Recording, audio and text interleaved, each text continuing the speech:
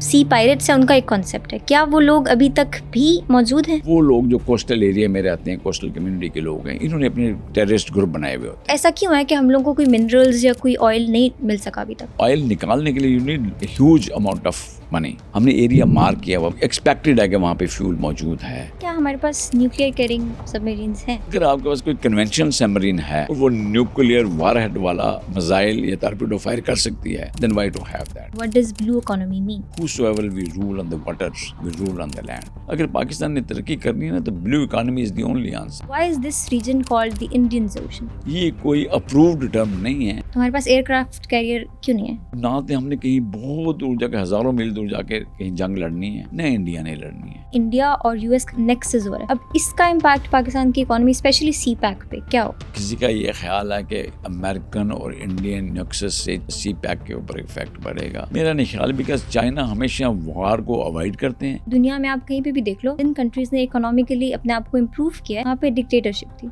If you have money you have friends, you lose money you lose friend. Commodore professor doctor Sajid Mahmood Shahzad, इन्होंने 1999 से 2002 तक chief executive secretariat के अंदर as a PSO काम किया है। इसके बाद 2003 में मीर जफरुल्लाह खान जमाली के डिप्टी मिलिट्री सेक्रेटरी रहे हैं। इन्होंने स्टेशन कमांडर नेवी भी 4 साल सर्व किया है। ब्लू इकोनॉमी क्या है और वो पाकिस्तान के लिए इतनी इंपॉर्टेंट क्यों है? हमने बचपन से सुना कि पाकिस्तान को इंडियन ओशन टच करता है। इसको इंडियन ओशन कहने की वजह क्या है? अगर इंडिया पाकिस्तान की जंग हो जाती है तो पाकिस्तान इंडिया की ब्लू इकोनॉमी को वीक कैसे कर सकता है? इन सब सवालों के जवाब जानने के लिए इस पॉडकास्ट को अंत तक जरूर देखें।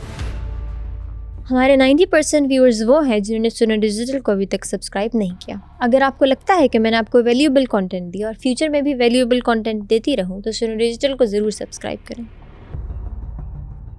अस्सलाम वालेकुम sir, thank you so much for coming. क्या आप हमारे देखने वालों के लिए बता सकते हैं कि कमोडोर शहजाद हैं कौन और आपने नेवी ज्वाइन करने का सोचा कैसे? अच्छा, थैंक यू वेरी मच। पहले तो आपका शुक्रिया कि आपने मुझे बुलाया।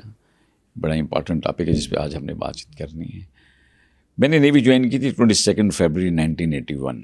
और एक चीज़ मैं आपको बता दूं, आर्म फोर्सेस कौन लोग ज्वाइन कर सकते हैं, ये बड़ा इंपॉर्टेंट क्वेश्चन है।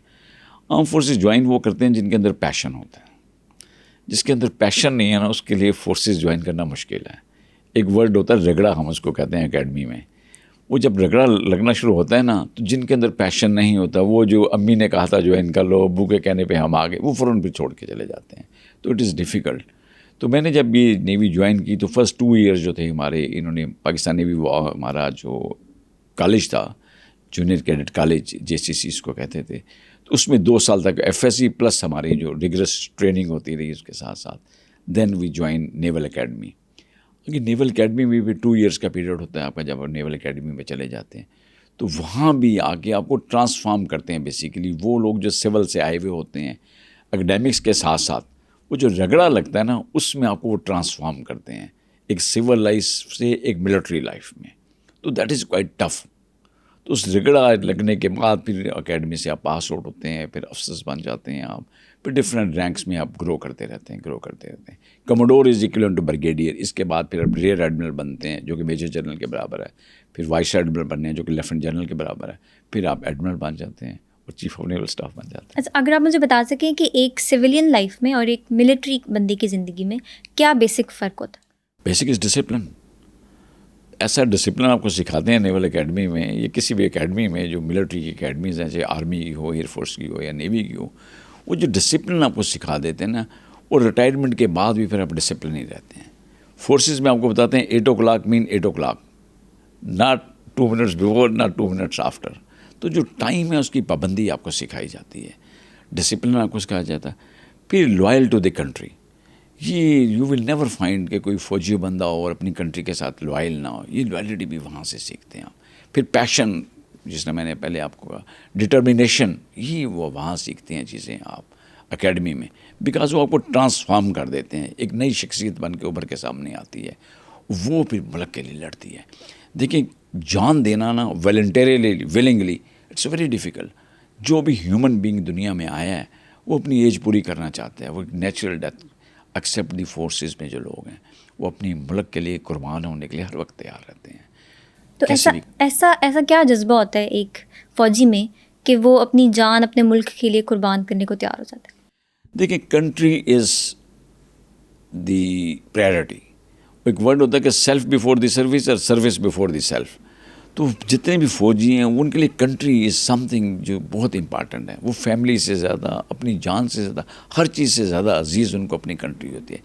ایک تو وہ میں نے کہا نا نیچرل فینامنا کہ وہی لوگ آتے ہیں آرم فورسز میں جن کا پیشن ہوتا ہے، جو یہ چیزیں سمجھتے ہیں، اور یہ نیچرل انگریڈینٹ بھی ہے. پھر اکیڈمی میں بھی آپ کو ٹرانسفارم کرتے ہیں، ان چیزوں کی ریئلٹی آپ کو سکھائی جاتی ہے، بتایا جاتا ہے. تو اٹس اے بڑی ایزی گیم. لوگ کہتے ہیں نا کہ فوجی بیوقوف ہوتے ہیں، ایک ٹرم ہم یوز کرتے ہیں. یس دے آر رائٹ. میں ابھی آپ کو کہوں نا کہ گن ایک آپ پکڑ لیں، ایک لائیو گن میں پکڑتا ہوں، چلیں ایک دوسرے پہ فائرنگ کرتے ہیں. You will never agree with me کہ میں کیوں فائرنگ کروں، میں کیوں مروں. فوج میں دونوں بندوں کو جو بارڈر کے کراس بیٹھے ہوتے ہیں دونوں کو پتہ ہوتا ہے کہ ہم نے ایک دوسرے پہ گولیاں چلانی ہیں، اور ولنگلی دونوں بیٹھے ہوتے ہیں. جو بھی وائلیشن کرتا ہے دوسرا اس کو مار دیتا ہے. تو یہ وہ گیم ہے جو فورسز میں پہلے دن سے سکھائی جاتی ہے، اور آخری دن تک آپ کے اندر وہ جذبہ ہوتا ہے کہ میں نے اپنے ملک کے چپے چپے کا ڈیفنس کرنا ہے، اس کی حفاظت کرنی ہے. تو چونکہ آپ کے اندر وہ انگریڈینٹ پہلے سے بھی ہوتا ہے، پھر اس کو آپ کو ٹرین کر دیا جاتا ہے، پھر آپ لوائل ہوتے ہیں اپنی کنٹری کے ساتھ. You always sacrifice your life. پھر آپ کو غم نہیں ہوتا جان جانے کا. اور پھر اللہ تعالیٰ نے آپ کو پتہ نا شہادت کا رتبہ بھی ہے ہمارے لیے. تو یہ بھی ایک بہت بڑا انسینٹیو ہوتا ہے جو فورسز میں لوگ ہوتے ہیں.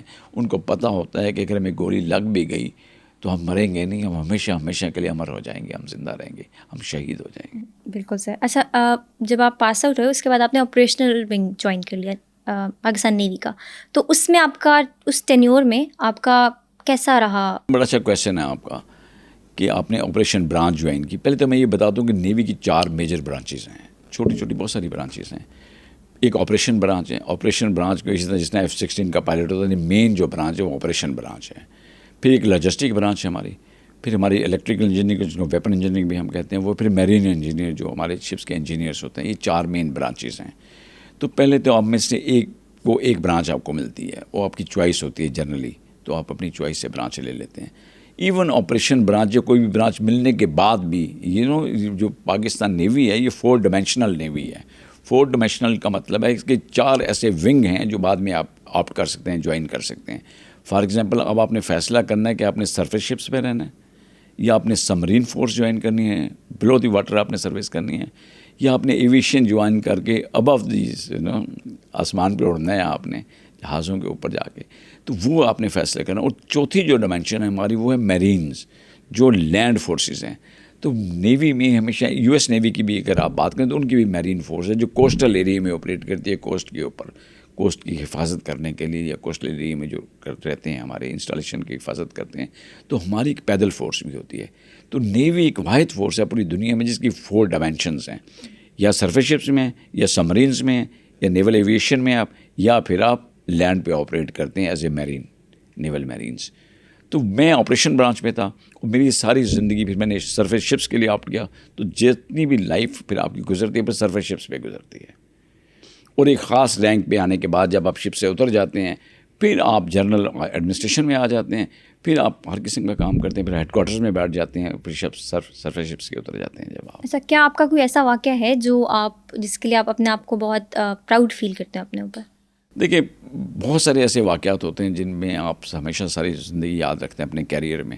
لیکن میں ایک چیز بتا دوں، کسی بھی آرم فورسز کے افسر سے آپ یہ پوچھیں کہ آپ کی زندگی میں آپ کو کیا چیز یاد ہے، یا تو اس کو اپنا لاسٹ رینک جہاں پہ وہ سرو کر کے ہے وہ یاد ہوگا، یا جہاں پہ کر رہا ہے سروس، یا اس کو اکیڈمی یاد رہتی ہے. اکیڈمی کا ایک ایک دن جو ہے نا وہ آپ کو یاد ہوتا ہے کہ آپ نے کب جوائن کی، پہلے دن کیا ہوا، دوسرے دن کیا ہوا. تو پورا آپ کو اسٹوری یاد ہوتی ہے اپنی اکیڈمی کی. تو there are lot of stories جو آپ کو یاد رہ جاتی ہیں. ہمارا جو ایریا ہے سر کریک کے پاس، جو انڈس ڈیلٹا کا علاقہ ہے، یہاں پہ اکثر جو انڈین بھارتی جو مچھیرے ہیں وہ آ جاتے ہیں فشنگ کرنے کے لیے.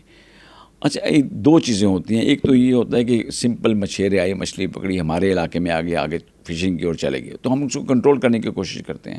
اور کنٹرول اس لیے بھی کرنا ضروری ہوتا ہے کہ یو ڈونٹ نو کہ فشر مین جو آ رہے ہیں فشر مین ہی ہے کہ اس کے گار میں کوئی اور تو نہیں آ رہا. تو یو آلویز کنٹرول. تو جب ان کو کنٹرول کرتے ہیں تو پھر فائرنگ وہ بھی کرتے ہیں، فائرنگ ہو جاتی ہے، اس طرح کے انسیڈنٹ ہو جاتے ہیں. تو اس طرح کے بڑے سارے انسیڈنٹ ہوتے ہیں جو آپ کو یاد رہ جاتے ہیں پھر زندگی میں، کہ میں فلاں جگہ لڑا تھا اگینسٹ اسمگلر، اگینسٹ فشر مین جو دوسری کنٹریز کے آئے ہوتے ہیں، ایلیگل فشنگ کرتے ہیں. سم ٹائم نارکوٹکس لوگ اسمگل کرنے کی کوشش کرتے ہیں. بڑے بڑے چیلنجز ہوتے ہیں سمندر میں آپ کو, تو ان کے اگینسٹ جب آپ فائر کرتے ہیں تو ادھر سے بھی پھر آپ کو آتی ہے فائرنگ ہوتی ہے. ہم نے سنا ہے ہسٹری میں کہ ایک بحری قزاق جو سی پائریٹس ہیں ان کا ایک کانسیپٹ ہے, کیا وہ لوگ ابھی تک بھی موجود ہیں؟ دیکھیں جو بحری قزاق جس کو پائرٹس کہتے ہیں یہ صدیوں سے چلا آ رہا ہے. It's an old phenomena. یہ صدیوں سے چلا آ رہا ہے, یہ کل بھی تھا, یہ آج بھی ہے اور یہ آئندہ بھی رہے گا. دا اونلی تھنگ از کہ یہ اپنی شفٹ کرتے رہتے ہیں ایریاز کو. دیر واز اے ٹائم جب یہ ساؤتھ چائنا سی میں بڑے ہوتے تھے, بڑے انسیڈنٹ ہم سنتے تھے کہ ساؤتھ چائنا سی میں آئے دن کوئی نہ کوئی بحری قزاق نے کوئی شپ پکڑ لیا, کوئی بوٹ کیپچر کر لی, رینسم مانگا پھر ان سے. پھر یہ شفٹ ہوا تو بے آف بنگال میں آ گئے, تو بے آف بنگال میں بہت انسیڈنٹ ہوتے رہے. پھر آپ انہوں نے موو کر کے جو لیٹسٹ ابھی ہے پچھلے 10-12 سال سے, یہ زیادہ ہاٹ اسپاٹ جو بنا ہے وہ صومالین کوسٹ ہے, ریڈ سی کے پاس. اب آئے دن آپ کو اس طرح کے انسیڈنٹ ملتے ہیں. آلدو کو اس کو بڑا کنٹرول کر لیا ہے, لیکن اگر آپ 2009, 10, 11 کی فگر دیکھیں that was the highest peak. یہ کرتے کیا ہیں کہ جو ابھی فار ایگزامپل اگر صومالیہ کی ہم ایگزامپل لے لیں تو وہ لوگ جو کوسٹل ایریا میں رہتے ہیں, کوسٹل کمیونٹی کے لوگ ہیں, انہوں نے اپنے ٹیررسٹ گروپ بنائے ہوئے ہوتے ہیں, گینگسٹرز ہوتے ہیں. یہ مل کے پھر کسی چھوٹی کشتی میں آتے ہیں اور سمندر میں آ کے کسی بڑے جہاز کے اوپر چڑھ جاتے ہیں اور اس کو پھر یہ کنٹرول کرتے ہیں. ویپنز ان کے پاس ہوتے ہیں. جنرلی جو مرچنٹ شپس ہوتے ہیں جن میں تجارت کے لیے استعمال ہوتے ہیں ان پہ ویپنز نہیں ہوتے, تو یہ ان پہ چڑھ کے پھر ان کو کنٹرول کرتے ہیں, ان کو ہائی جیک کر لیتے ہیں. جب یہ ہائی جیک کرتے ہیں پھر رینسم منی مانگتے ہیں, تاوان مانگتے ہیں ان کے اگینسٹ, یہ کہ اتنے پیسے دے دو, اتنے $1,000,000 دو تو ہم چھوڑ دیں گے. وہ پھر یہ $millions ڈیمانڈ کرتے ہیں, لے کے چلے جاتے ہیں. لیکن اس کو کنٹرول کیا جا رہا ہے, ابھی کافی حد تک کنٹرول ہو گئے ہیں یہ اس علاقے میں. 2 گروپ ہیں اس وقت جو ڈفرینٹ کنٹریز کے جو نیول شپس ہیں انہوں نے بنائے ہوئے ہیں. ایک گروپ کو ہم کہہ رہے ہیں کمبائنڈ ٹاسک فورس CTF 150, وہ اسٹیٹ آف ہرموز میں آپریٹ کرتا ہے کہ 20-25 جہاز ہوتے ہیں اس گروپ میں. وہ اینٹی اسمگلنگ کے کام کرتے ہیں, وہ اینٹی ایکسیپٹ دی پائریسی, باقی جتنے بھی چیلنجز ہیں ان کو وہ ڈیل کرتے ہیں. جس طرح میں نے کہا human smuggling, human trafficking, weapon trafficking, اور اس طرح کی جتنی بھی ہیں ان تمام کو وہ والا گروپ کنٹرول کرتا ہے. اور نیچے ریڈ سی کے پاس انہوں نے جو گروپ بنایا ہوا CTF 151, یہ اینٹی پائریسی ہے, یہ صرف پائریسی کو ڈیل کرتا ہے. تو جب سے یہ 2 گروپ فارم ہوئے ہیں تو کافی چیزیں کنٹرول ہو گئی ہیں. جو بہت سارے چیلنجز تھے اس علاقے میں اس پہ کافی کنٹرول ہے. کیا پاکستان نیوی اس کا پارٹ ہے؟ پاکستان نیوی نہ صرف ان دونوں گروپس کا پارٹ ہے بلکہ اس کے علاوہ ایک ہم ریجنل میری ٹائم پیٹرول ہے وہ بھی انڈیپینڈنٹ کرتے رہتے ہیں. اچھا, ابو آل میں ایک چیز اور بتا دوں, یہ جتنی چیزیں بھی ہو رہی ہیں یہ میں نے آپ بتایا یا تو اسٹیٹ آف ہرموز کے پاس ہوتی ہیں یا نیچے ریڈ سی کے پاس ہوتی ہیں. جو پاکستان کا علاقہ ایکسکلوسیو اکنامک زون جس کو ہم کہتے ہیں 200 ناٹیکل مائل ہے وہ ہماری کوسٹ سے, یہ پھر کنٹیننٹل شیلف بھی اگر اس میں ملا لیں 290,000 اسکوائر کلومیٹر کا ایریا ہے. It's a very big area جو ہمارا اپنا سمندر میں ایریا ہے 290,000 اسکوائر کلومیٹر.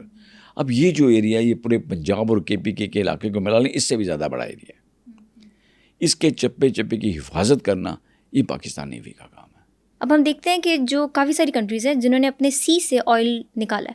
اب ہماری جو اکنامک زون ہے وہ 200 ناٹیکل مائلز ہے وچ از اے لاٹ. تو ہم لوگ ایسا کیوں ہے کہ ہم لوگوں کو کوئی منرلز یا کوئی آئل نہیں مل سکا ابھی تک؟ سب سے پہلے میں بتاؤں گا اللہ تعالیٰ قرآن پاک میں فرماتے ہیں کہ میرا فضل تلاش کرو سمندر میں. اب آپ کا جو کویشچن ہے وہ یہ کہ ہمیں توجہ دینی چاہیے سمندر پہ اور ہمیں اللہ تعالیٰ کا فضل تلاش کرنا چاہیے وہاں پہ.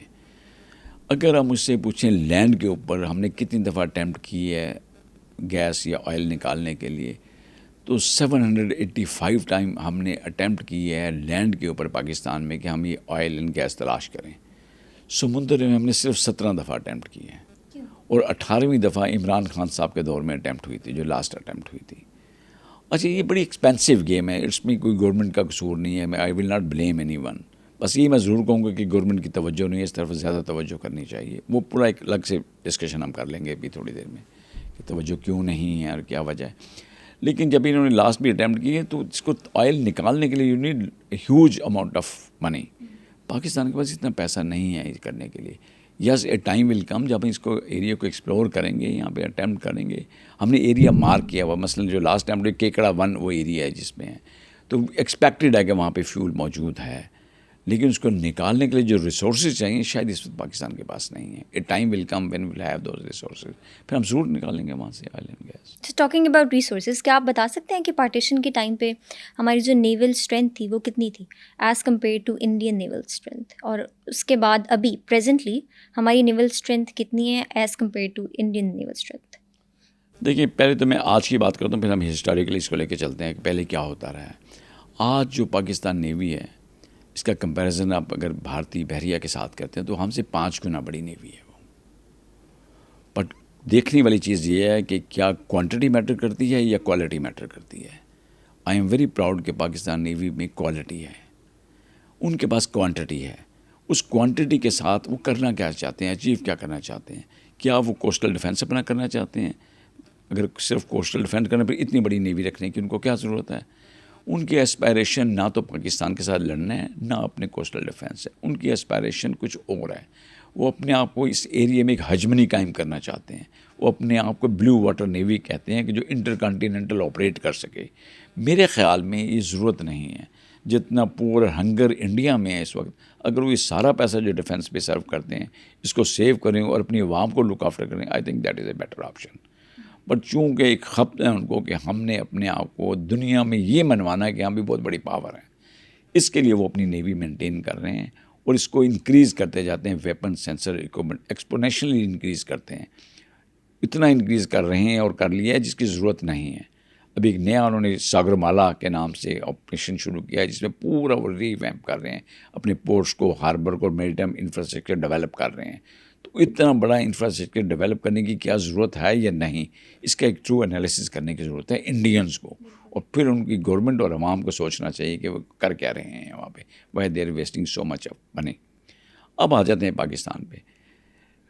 اکنامک کنڈیشن آپ نے پوچھا, جب پاکستان بنا تو اکنامکلی جو وہ شیئر ان کو ملنا تھا انڈیا سے, تو وہ پہلے تو ان کو پیسوں کو وہ شیئر ہی نہیں ملا, بڑے کم اس میں سے ملے. باقی انہوں نے روک لیا ہمارا. From where we started navy میں بڑے تھوڑے شپس تھے جب یہ آئی ہے, چند بارنگ فیو 2-3 میزائل بوٹس, 1-2 بڑے پرانے جہاز تھے ان کے پاس جو پاکستان کے حصے میں آئے. بٹ پھر ہم نے مڈ 50s میں جب سیٹو اور سینٹو کو جوائن کیا تو اس کے تحت ہمیں فائنینشیل ایڈ ملی فرسٹ ٹائم امریکہ سے. تو مجھے اچھی طرح یاد ہے کہ 6 ڈسٹرائر جن پہ ہم نے بھی سرو کیا وہ 50s کے تھے. اس معاہدے جو ہے تو ان کے تحت ہمیں ملنے تھے, وہ 17 میں ملے پھر ہمیں آ کے. تو تھوڑی سی اسٹرینتھ جو بوسٹ ملا پاکستان نیوی کو وہ پھر ان ڈسٹرائر جو 6 تھے ہمارے پاس ان سے ملا, جو ان معاہدوں کے تحت ہمیں ملے, آلدو کہ وہ 70s میں ہمیں ملے. بٹ اس کے بعد ہم ریلائی ہمیشہ برٹش نیوی پہ کرتے ہیں, جو رائل نیوی ہے اس پہ زیادہ ڈپینڈنس تھی ہماری, انہیں سے ہم آزاد ہوئے تھے. تو پھر ہم نے کچھ اس وقت بھی انہوں نے جب آزاد ہوئے تھے ہم شپس ہمیں دیے, لیکن پھر انہوں نے ہمیں آ کے 90s میں ہمیں دیے, انہوں نے 6 ہمیں فریگیٹ دیے, تو ان پہ ہم ریلائی کرتے رہے. بٹ دین ایک یہ بھی سوچ آئی کہ ہمیں ہمیشہ ویسٹ کی طرف دیکھنے کے بجائے, امریکہ یا برٹش کی طرف دیکھنے کے بجائے, we should adapt a policy of look east. ایک تو ہمیں انڈیجینیس اپنی طرف سوچنا چاہیے کہ ہم خود کیا بنا سکتے ہیں. دیکھیں اگر ہم ہمیشہ ریلائی کرتے رہیں گے ویسٹ کے اوپر یا کسی اور کے اوپر تو پھر آپ کچھ کر نہیں سکتے. میں تو بڑا شکر گزار ہوں امریکنز کا کہ انہوں نے ہم پہ سینکشن لگائیں. جب سینکشنز لگائیں تو ہمیں خیال آیا کہ ہمیں خود بھی کچھ بنانا چاہیے.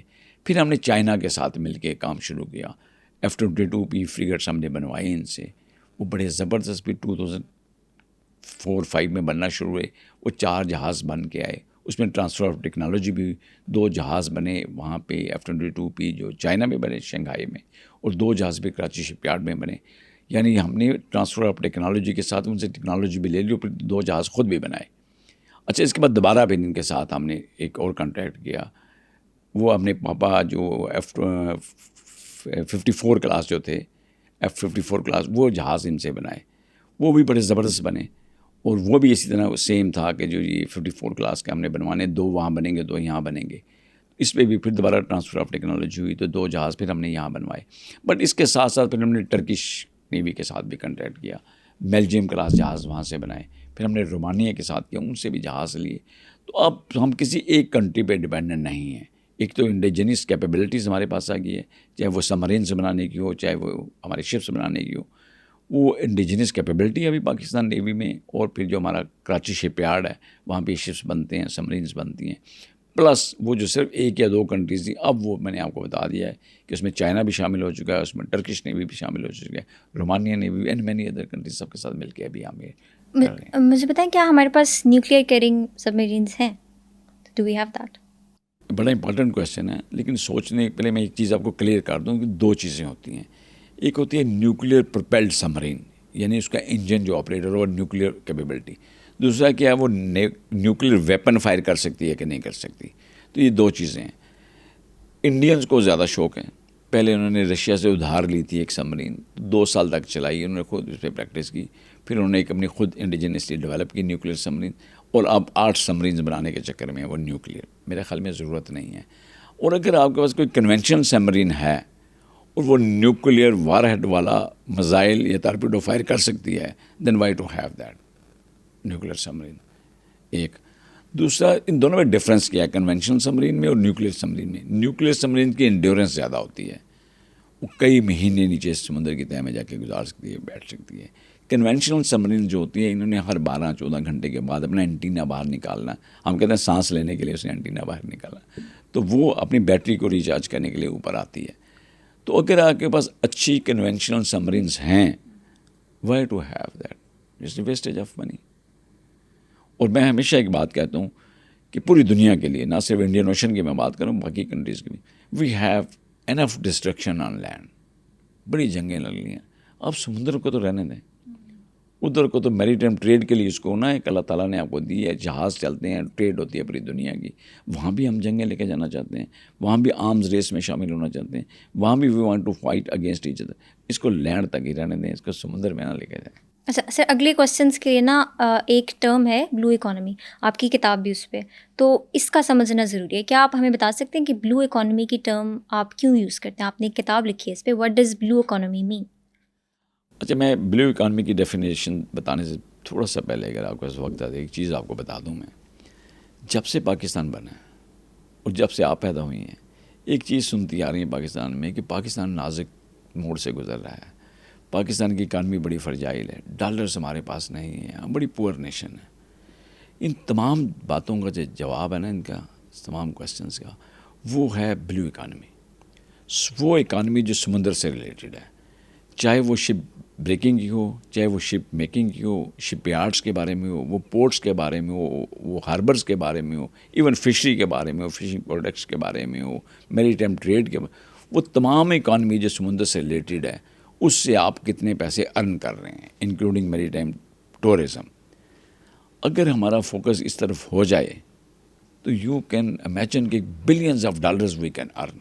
تو میرے خیال میں جو نازک موڑ سے گزرنے وہ ختم ہو جائے گا ہمارا. اور جو ہم ہمیشہ بات کرتے ہیں کہ ہمارے پاس ڈالرز نہیں، تو ہمیں توجہ دینی چاہیے سمندر کی طرف. ہو کیا رہا ہے پاکستان میں؟ ہماری جتنی بھی پالیسیز ہیں نا، وہ لینڈ اورینٹیڈ ہے، لینڈ فکسیٹڈ کنٹری ہے. ہم ہمیشہ لینڈ پہ پروجیکٹس کنسیو بھی کرتے ہیں، سوچتے بھی ہیں اور پھر ڈیلیور بھی کرتے ہیں. آپ موٹر ویز کو لے لیں، آپ اورنج ٹرین لے لیں، آپ یو نیم اینی تھنگ، سارے پروجیکٹ آپ کو یہاں نظر آئیں. میں بھی کیونکہ وہ دکھتا ہے، اس سے ووٹ آئے گا، اس سے آپ کو ووٹ ملتے ہیں. سمندر میں جو چیزیں آپ ڈیولپ کرتے ہیں شاید عوام کو اس طرح نظر نہ آئیں، بٹ دا آنسر از سی. جس کنٹری نے بھی ورلڈ میں توجہ دی ہے اس کے اوپر، وہ کنٹری بڑی سکسیسفل، ان کی اکانومی نے بہت بوسٹ کیا ہے. الفرڈ مہان ہے ایک امریکن تھیورسٹ، وہ کہتا ہے کہ whoever we rule on the waters we rule on the land. اگر سمندر میں آپ کا کنٹرول بڑا زبردست ہے تو آپ لینڈ پہ بھی کنٹرول کر سکتے ہیں. تو اس کے لیے ضروری ہے کہ وہ تمام چیزیں جو سمندر ریلیٹڈ ہیں اس کو ہم ڈیولپ کریں، اس کو آپریٹ کریں. میں ایک ایگزامپل آپ کو دیتا ہوں.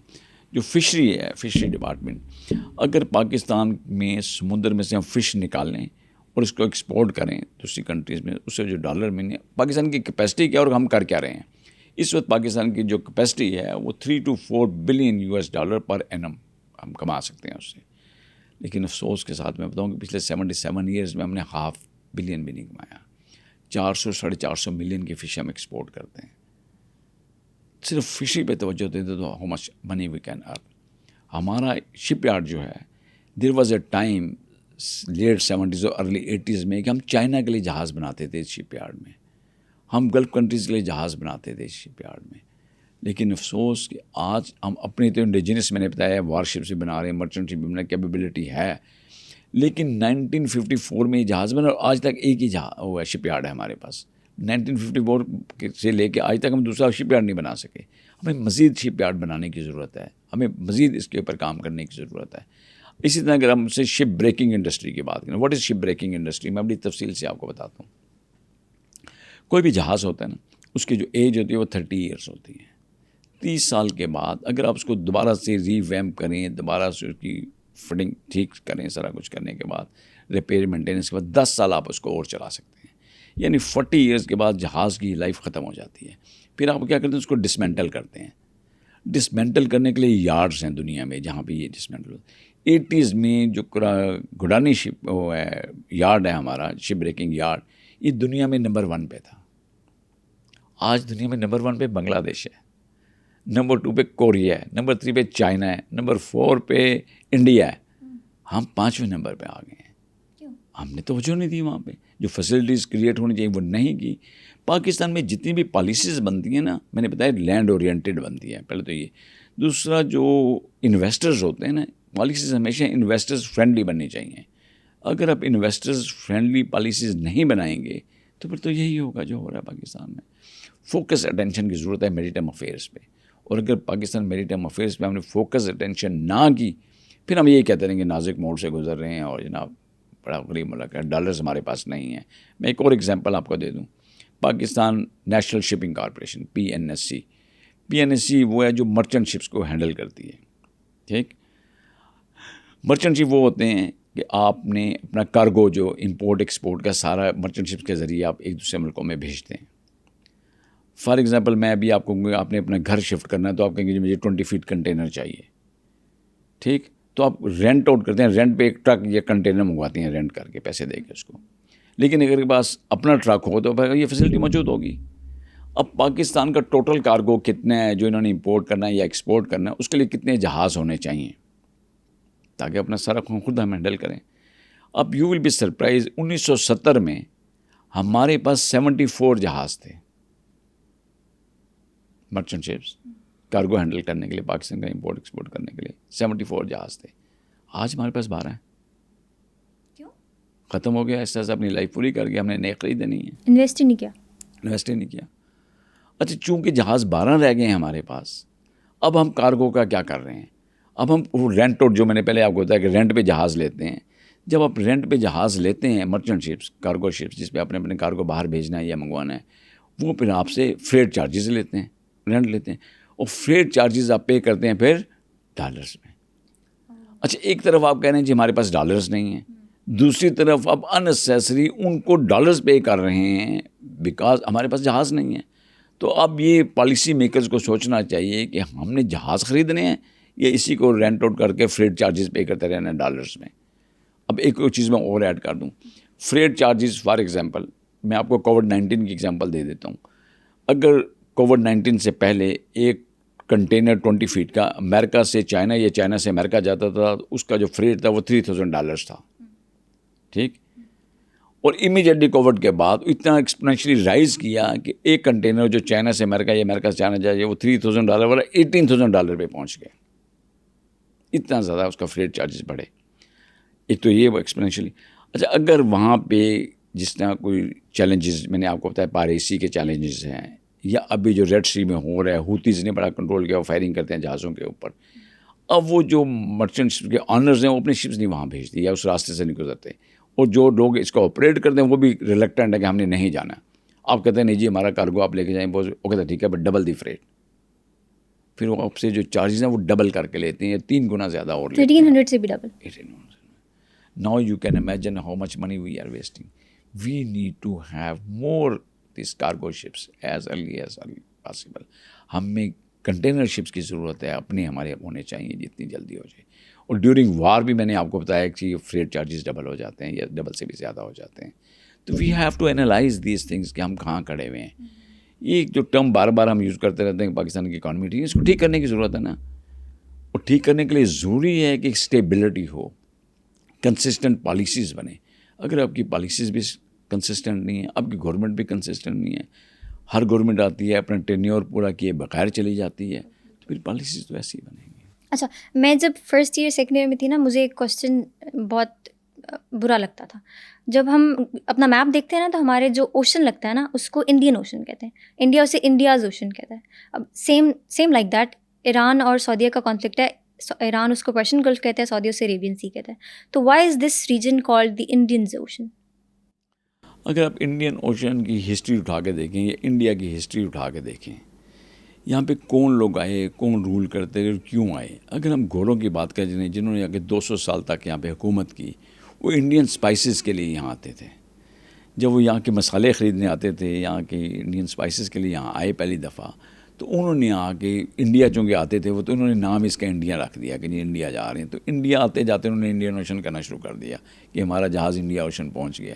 Since then they are called it's Indian ocean.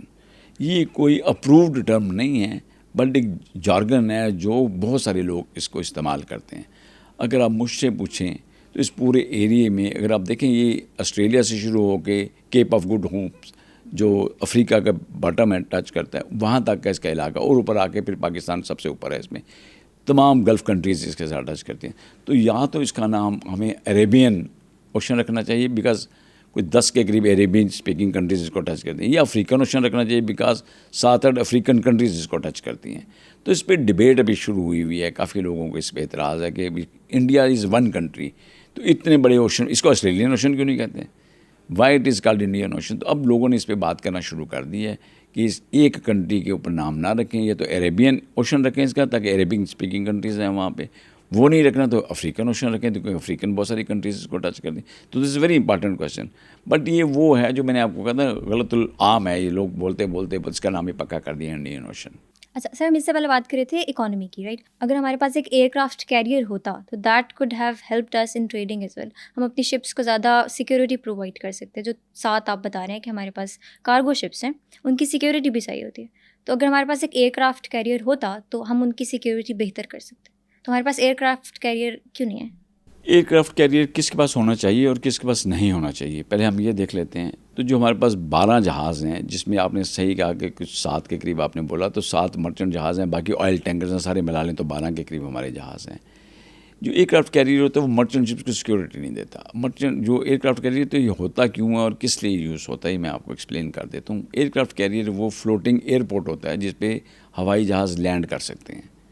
تو اگر آپ نے کئی ہزار میل دور جا کے لڑنا ہے, فار ایگزامپل برٹش نے فاکلینڈ کے ساتھ اگر جنگ لڑی 8000 کلومیٹر دور جا کے, تو ان کے پاس کوئی ایسا ایئر کرافٹ نہیں کہ جو اڑے ہوا میں اٹیک کرے فاکلینڈ پہ 8000 کلومیٹر دور جا کر واپس آ کے لینڈ کر جائے, بیکاز اس کی انڈیورنس اور کیپیسٹی ہوتی ہے, فیول کیپیسٹی ہوتی ہے ہوائی جہاز کی. تو جو بھی آپ کا جہاز اڑتا ہے ایئر فورس کا, پاکستان کا اڑے تو انڈیا پہ اٹیک کر کے واپس لینڈ کر سکتا ہے, اور انڈیا سے اڑے تو وہ بھی پاکستان کے پہ اٹیک کر کے واپس جا کے لینڈ کر سکتا ہے. تو نہ تو ہم نے کہیں بہت دور جا کے ہزاروں میل دور جا کے کہیں جنگ لڑنی ہے, نہ انڈیا نے لڑنی ہے. مگر انڈیا کے پاس پھر بھی 2 ایئر کرافٹ کیریئر انڈیا کے پاس ایک تھا, پھر 2 ہے, اب تیسرا بھی ہے. تو انڈیا نے یہ ایئر کرافٹ کیریئر کیوں استعمال کر رہا ہے, کیوں بنا رہا ہے, کیوں اپنا پیسہ ویسٹ کر رہا ہے. میں نے آپ کو پہلے بھی بتایا کہ انڈینز اس پورے علاقے میں اپنی ہیجمنی قائم کرنا چاہتے ہیں. وہ اپنے آپ کو پروو کرنا چاہتے ہیں کہ ہم بلو واٹر نیوی ہیں اور ہم انٹر کنٹیننٹل بھی لڑ سکتے ہیں. اب چودھری صاحب کا کنسیپٹ تو یہ ہے کہ ہمارے پاس یہ سب کچھ ہے, کیا اس کی ضرورت ہے؟ اگر انہوں نے پاکستان کے ساتھ جنگ لڑنی ہے تو آئی وش کہ وہ اپنا ایئر کرافٹ کیریئر لے کے آئیں. That will be the biggest target جو ہم اچیو کریں گے. ایک سینٹر آف گریوٹی ان کی ہوگی جس کو ہم تباہ کریں گے. جب بھی میری باتیں آپ نوٹ کر لیں, جب بھی پاکستان کے ساتھ لڑائی ہوگی وہ ایئر کرافٹ کیریئر کو چھپا دیں گے, وہ لے کے نہیں آئیں گے. ضرورت ہی نہیں ہے ایئر کرافٹ کیریئر کی. میں نے بتایا ان کو جہاز اڑ کے یہاں کے اٹیک کر کے واپس جا سکتا ہے. تو the question is why they are maintaining, وہ they are wasting time, effort and energy. اور اپنی قوم کا میں نے بتایا نا, غریب قوم ہے وہاں پہ, غریب عوام ہے, ان پہ پیسہ لگانے کی بجائے یہ فضول میں سے یہاں پہ پیسہ لگا رہے ہیں. اس کی وار کیپیبلٹی کو نہیں ہے ادر دین کہ انہوں نے کسی اور کنٹیننٹ میں جا کے جنگ لڑنی ہے, جو کہ انہوں نے نہیں لڑنی. جو آپ نے مرچنٹ شپس کی بات کی, ان کی حفاظت کے لیے آپ کو ڈسٹرائر, فریگرس, میڈیم سائز کے جہاز چاہیے ہوتے ہیں, جو ان کے پاس بھی انف ہیں اور ہمارے پاس بھی انف ہیں. اچھا, ابھی ہم بات کرتے ہیں انڈیا پاکستان کی. لیٹس سپوز کہ انڈیا اور پاکستان کی وار ہو جاتی. اب انڈیا اپنا آئل لے رہا ہے ایران سے.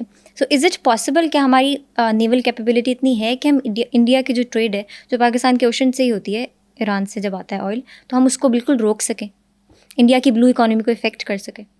دیکھیں, یہ اس کو نیول بلاکٹ کہتے ہیں, ایک ٹرم ہم یوز کرتے ہیں. پہلے ہم دیکھ لیتے ہیں کہ پاکستان کی چیزیں کہاں کہاں سے آتی ہیں. 3 ایسی جگہیں ہیں, چوک پوائنٹس جس کو ہم کہتے ہیں. For example state of Hormuz سے اگر آئل آ رہا ہے تو اسٹیٹ پاکستان آ جاتا ہے, کوئی نہیں اس کو روک سکتا. ریڈ سی سے آتی ہے تب بھی. 10% ہماری تجارت ایسی ہے جو امپورٹ ایکسپورٹ جو نیچے سے آتی ہے ملاقہ اسٹیٹ سے, انڈیا کے قریب سے گزرتی ہے. یس, انڈین کین اسٹاپ دیم, لیکن اگر ہماری جو 10% اگر وہ اس کو اسٹاپ کریں گے تو ان کا 60% اسٹریٹ آف ہرمز سے, گوادر پورٹ سے گزرتا ہے. ہم اس کو بلاک کر سکتے ہیں, اس کو روک سکتے ہیں. بٹ میرے خیال میں ہمیشہ ایک بات کرتا ہوتا ہوں, why we are talking all this, how to fight and what to fight, let's maintain peace and harmony in this area. ویسے ہی میں تو آپشنس پہ کہتا ہوں کہ جنگ نہیں ہونی چاہیے, لینڈ پہ کافی ریسٹرکشن ہم نے کر لیا. اور میرا خیال ابھی ہم وقت آ گیا ہے, جس طرح میں نے پہلے کہا کہ عوام کا خیال کرنا چاہیے ہمیں. دونوں سائڈوں میں بڑی بھوک ہے, آپ کو پتہ ہے, بڑی غربت ہے, تو پیسہ عوام پہ لگانا چاہیے انسٹیڈ آف فائٹنگ کیپیبلٹی اپنی امپروو کرنے کے لیے. ہم کیوں امپروو کرتے ہیں, انہینس کرتے ہیں؟ بیلنس آف پاور ایک ٹرم ہوتی ہے. جب وہ اپنی چیزیں انکریز کر دیتے ہیں, ہمارے لیے کمپلشن ہے, ہمارے پاس کوئی چوائس نہیں ہوتی پھر. اور ہمارے پاس جو ویپنز ہیں, ہم ان کو ویپن آف پیس کہتے ہیں ہمیشہ, یہ ویپن آف ڈیٹرنس ہیں. ہم کہتے ہیں کہ ہمیں تنگ نہ کرنا, ورنہ ہم اس کو استعمال کریں گے. ادروائز ہماری اپنی اسپائریشن کوئی نہیں ہے کہ ہم نے ان کو کہاں اس کے اگینسٹ یوز کرنا ہے. تو ان کو بھی خیال کرنا چاہیے کہ یہاں پہ ایک اننیسیسری جو آرمز ریس ہے اس کو اوائڈ کریں, بیکاز جتنی چیزیں وہ بنتی جاتی ہیں باقی ریجنل کنٹریز پہ بھی پھر کمپلشن ہوتی ہے کہ وہ اپنے آپ کو اسٹرینتھن کریں اور اسی ریشو سے چیزوں کو انہینس کریں.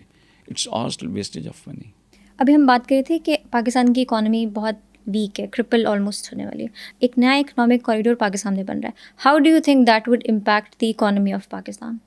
دیکھیں, اگر پاکستان کی اکانومی کو ٹھیک کرنا نا, تو آپ کو IMF کو خیر بات کرنا پڑے گا. جب تک ہم یہ چسکا لگا ہوا کہ وہاں سے پیسے آ جائیں گے اور خوب ہم عیاشی کرتے رہیں گے, جب تک پاکستان کی اکانومی ٹھیک نہیں ہو سکتی. پاکستان کی اکانومی اس دن ٹھیک ہوگی جب سب لوگ آپ کو باہر سے پیسے بھیجنا بند کر دیں گے اور ہم اپنی عیاشیاں چھوڑ کے بالکل فوکسڈ ہو کے کام کریں گے. ہم آج بھی لگژریس لائف گزار رہے ہیں اور وہ ادھار کے مانگے ہوئے پیسوں سے ہم عیاشیاں کر رہے ہیں.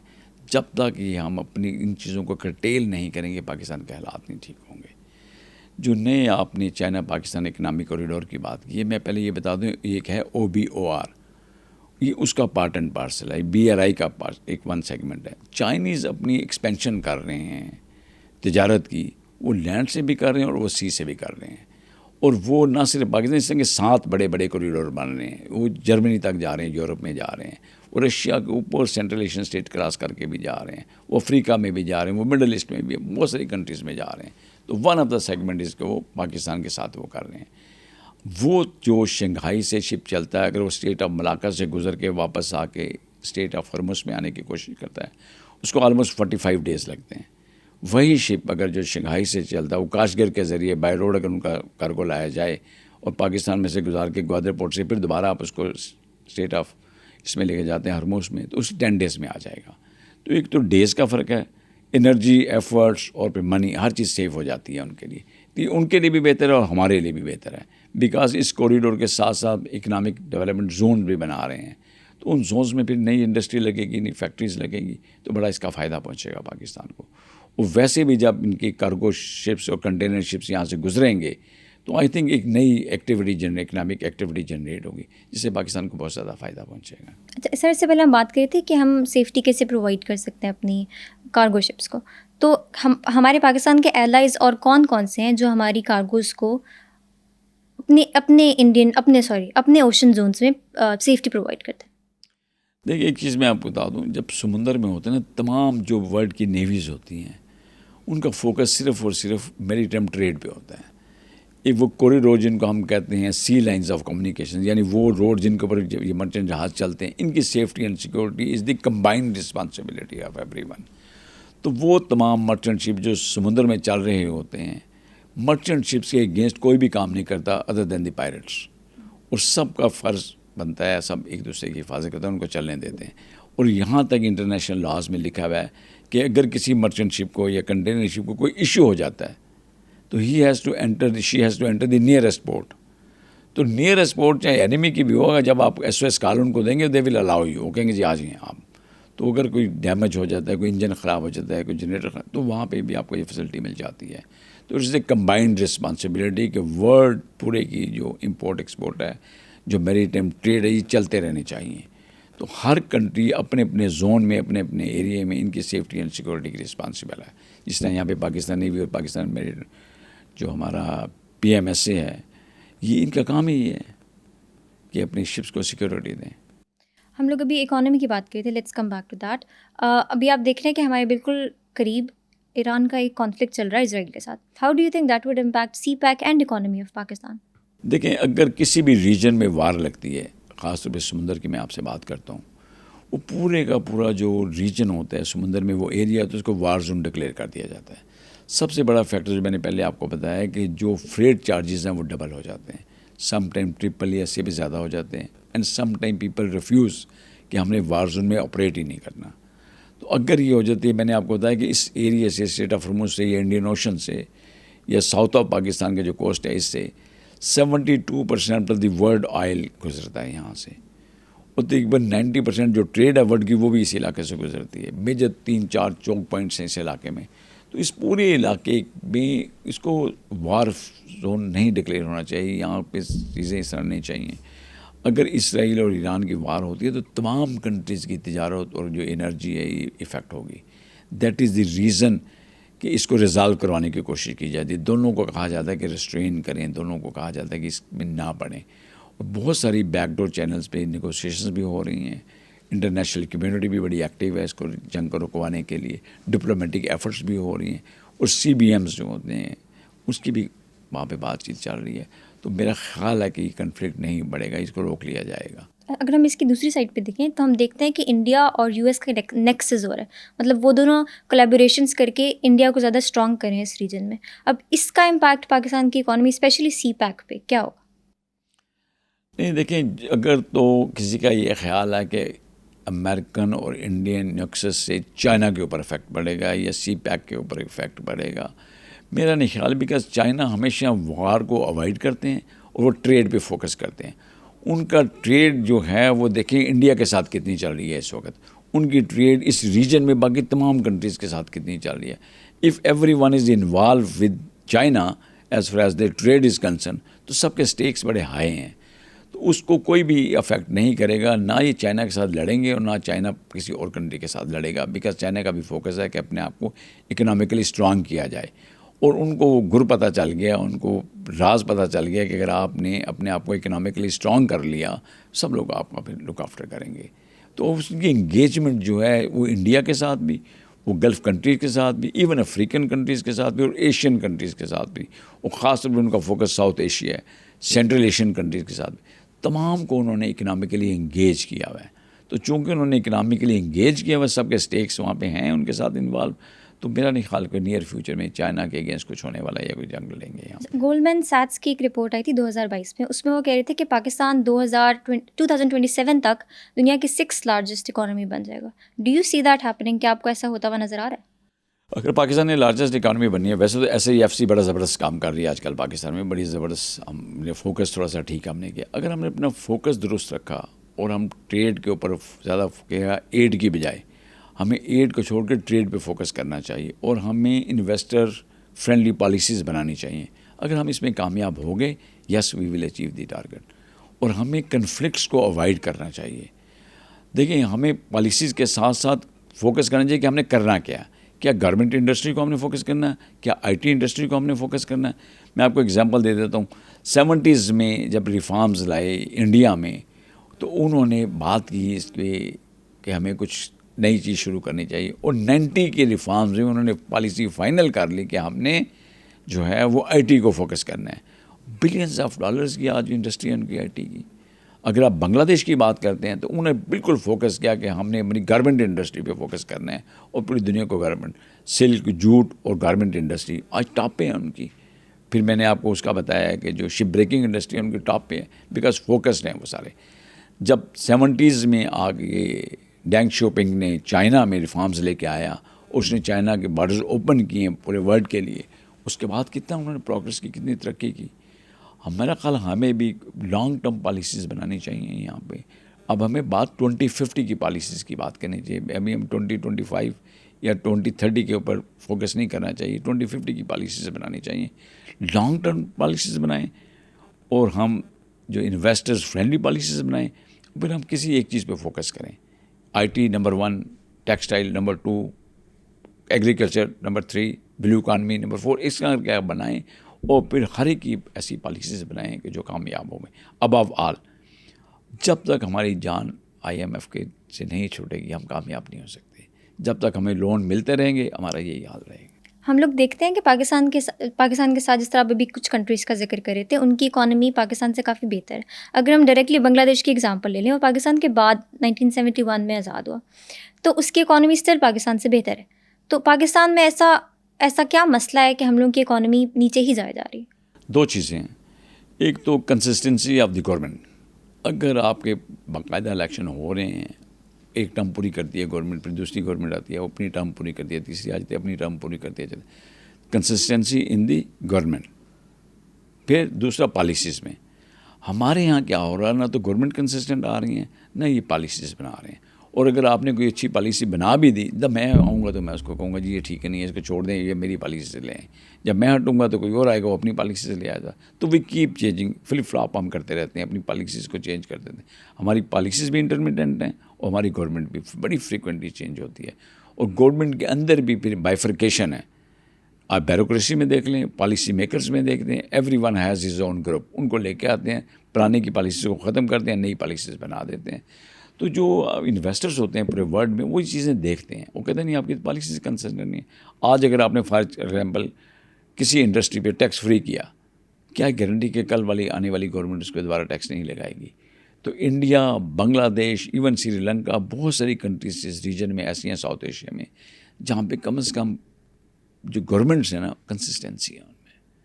پھر ان کی پالیسیز میں بھی کانسٹنٹ پالیسیز ہیں ان کی, اور وہ ریویو کرتے رہتے ہیں, ٹارگٹ کرتے رہتے ہیں, بڑی سوچ بچار کے ساتھ وہ لانگ ٹرم پالیسیز بناتے ہیں, پھر ان کے عمل درآمد بھی کراتے ہیں. ہماری یا تو پالیسیز بنتی نہیں ہیں, بانجے تو امپلیمنٹ نہیں ہوتی. اس سے پہلے نا ہمارے پاس پوڈ کاسٹ میں شمشاد احمد صاحب آئے ہوئے تھے, ہی ایکس فارن سیکریٹری. تو ان کا پوائنٹ آف ویو یہ تھا کہ دنیا میں آپ کہیں پہ بھی دیکھ لو, جن کنٹریز نے اکنامکلی اپنے آپ کو امپروو کیا ہے وہاں پہ ڈکٹیٹرشپ تھی. Do you agree with that? دیکھیں, میں ڈکٹیٹرشپ اور ڈیموکریسی پہ بعد میں بات کرتا ہوں. میں بڑی سمپل ایگزامپل دیتا ہوں. If you have money you have friends, you lose money you lose friend.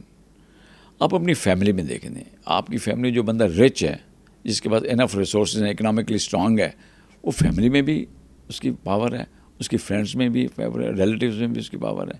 Same is the case جس بندے کے پاس کنٹری لیول کے اوپر اگر اسٹرانگ اکانومی ہے آپ کی تو لوگ آپ کے ساتھ ہیں. اب ہم بات کر لیتے ہیں کہ ڈیموکریسی ہونی چاہیے یا ڈکٹیٹرشپ ہونی چاہیے. ڈکٹیٹر جب بھی آتے ہیں پاکستان میں ان کو ایک ایڈوانٹیج ہوتی ہے. وہ ایڈوانٹیج کیا ہوتی ہے کہ لانگ ٹرم کے لیے آتے ہیں, 8-10 سال کے لیے آتے ہیں. ان 8-10 سال کے لیے وہ پالیسیز بناتے ہیں اور ان کو پھر لے کے چلتے ہیں اپنے ساتھ. جب وہ کنسسٹنٹ پالیسیز ہوتی ہیں اور پھر جو انویسٹرز ہوتے ہیں ان کو بھی یہ یقین ہوتا ہے کہ ان 10 سال میں کم از کم یا 15 سال میں پالیسیز چینج نہیں ہونی, تو آ کے یہاں پہ انویسٹ کرتے ہیں. انویسٹرز کی ایگزامپل اسی طرح ہے کہ اگر آپ دانہ ڈالیں اور کبوتر آ کے بیٹھنا شروع ہو جائیں تو ایک ایک کر کے کبوتر آتا ہے, جو بہت بڑا جھنڈ بن جاتا ہے کبوتر کا جو بیٹھا دانہ چگنا ہوتا. آپ ایک فائر کریں تو سارے کبوتر اکٹھے اٹھ جاتے ہیں. تو جو ہی یہاں پہ کوئی اسٹیبل گورنمنٹ ہٹتی ہے تو سارے کے سارے انویسٹر چلے جاتے ہیں, اور جب تک انسٹیبل گورنمنٹس رہتی ہیں یہاں پہ وہ واپس نہیں آتے. تو یہ ایک ریزن ہے کہ جب ڈیموکریسی کو ہٹا کے جو کہ ہماری چل ہی نہیں رہی, ہر 2-3 سال کے بعد ایون ود ان دی اگر آپ دیکھیں نا جو 5 ایئرس کی ان کو ٹرم ملتی ہے اس میں بھی 2 پرائم منسٹر چینج ہوتے ہیں. What ever is the reason, ہم یہ ڈسکس نہیں کر رہے, بٹ وہ کنسسٹنسی تو نہیں ہے نا.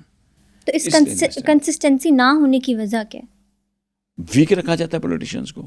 اس میں پولیٹیشینس کا اپنا بھی قصور ہے اور بہت سارے ایکسٹرنل ایلیمنٹس ہیں وہ بھی پلے کرتے ہیں اس میں. اگر یہ پولیٹیشین اسٹرانگ ہوں اور یہ ٹھیک پالیسیز بنائیں, عوام ان کے ساتھ ہوں. دیکھیں نا, اگر یہ ویک ہیں تبھی تو ہر دفعہ یہ ریجیکٹ ہو جاتے ہیں, ووٹ کسی اور کو مل جاتا ہے. اگر ان کی پالیسیز ٹھیک ہوں, ایون عوام ان کے ساتھ ہو, تو پھر یہ اسٹرانگ ہوں. یہ بھی 10 سال کے ٹینیور کریں دوبارہ آئیں یہاں پہ. تو چونکہ یہ اپنی ایک ٹرم بھی پوری نہیں کرتے, اور پھر ان کی میں نے کہا اننیسیسری جو ایکسپینڈیچرز ہیں جن کو آرام سے کنٹرول کیا جا سکتا ہے. فار ایگزامپل پروٹوکول پہ کتنی گاڑیاں ہیں اور کتنے لوگ انہوں نے لگائے ہوئے ہیں, کیا اس کی ضرورت ہے یا نہیں ہے, اس کو دیکھنے کی ضرورت ہے. ٹرو لیٹر اینڈ اسپرٹ میں اگر آپ ان کے انالیسس کریں, کیا ایک غریب ملک یہ چیزیں افورڈ کر سکتا ہے؟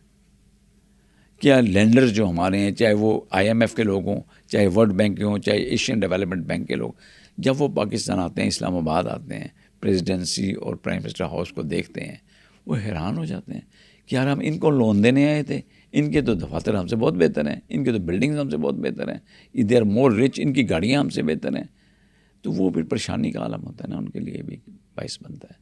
سر ٹاکنگ اباؤٹ کمپیریٹیو انالیسز، میرا لاسٹ کوشچن آپ سے یہ ہے کہ ہماری اکانومی بہت ویک ہے اس وقت، رائٹ؟